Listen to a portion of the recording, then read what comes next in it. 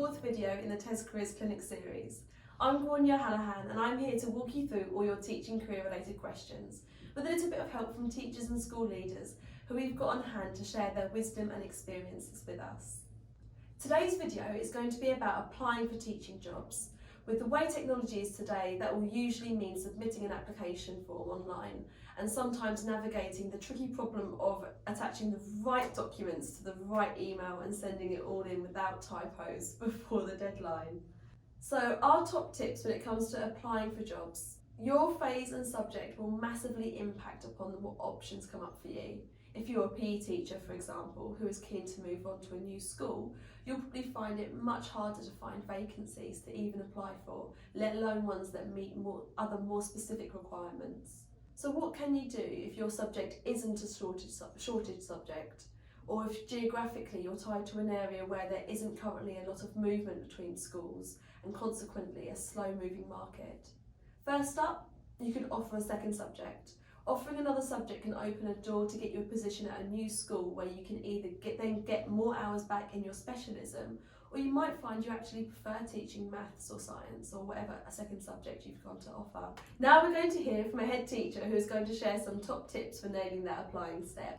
Hi, I'm Melissa Heppell. I'm the principal of Atlantic Academy in Portland. We are an all-through school and part of the Aspirations Academies Trust.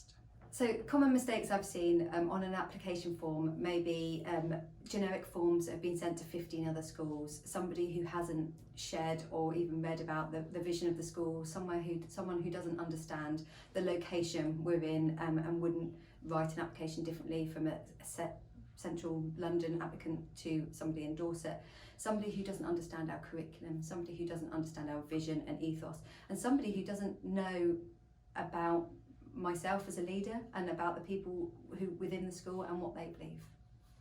I think when writing an application form, don't be scared to show your personality. Ultimately, if you're applying for the job, you're going to be equipped to do the job, you're going to have the qualifications to do the job, otherwise you wouldn't have applied. You need to know, I need to know as somebody who is after a teacher to come and work in my school, that somebody has a passion that they can bring, that somebody has character. I don't want every teacher in my school to be a clone of one another. People need to say, oh, I can't wait to go to see that English teacher or that year 4 teacher.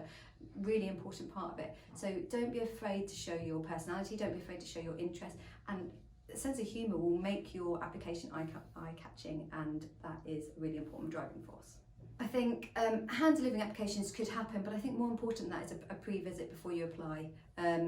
There's no point in applying for a school that you don't know anything about, and a pre-visit, walking around the establishment, talking to the head teacher, talking to the children and the teachers who work there is key. You need to get a flavour of whether the school is right for you, and the school needs to get a flavour of whether you're right for them. Don't be offended if the school says, actually, you're not right for us. There'll be a school that's right for you, and that's a really important part of developing yourself as a teacher or a professional, that if the school's not right for you, you're not going to be the best person you can be, and that's what all schools look for. So whether you hand deliver an application or just do a pre-visit, both are incredibly important. You need to have set foot in the school building, if possible, before you apply there.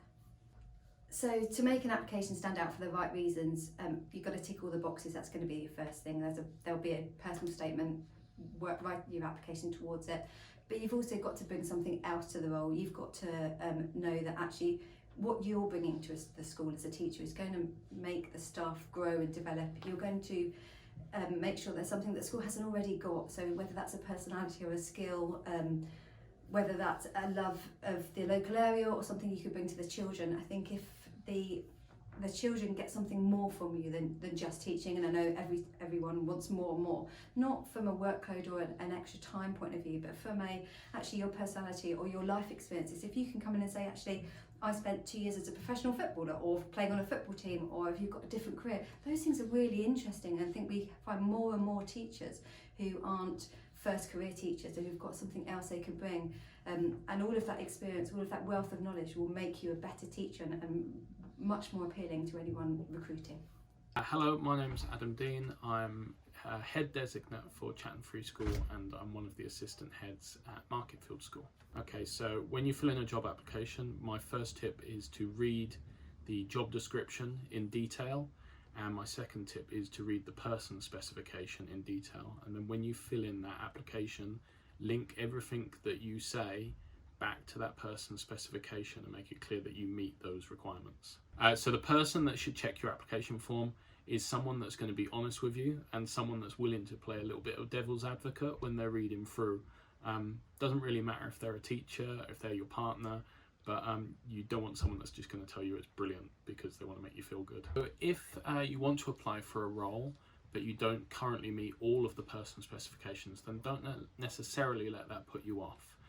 If you apply and you make it clear that you're passionate and enthusiastic about that role, if you make it clear which of those person specifications you do meet, then that's a great first step. In addition to that, you then make it clear that you're willing and able to learn those skills and meet those personal requirements as time goes by. And then as an added tip, I'd suggest giving examples of when you have learnt new skills and been open to learning new things in the past.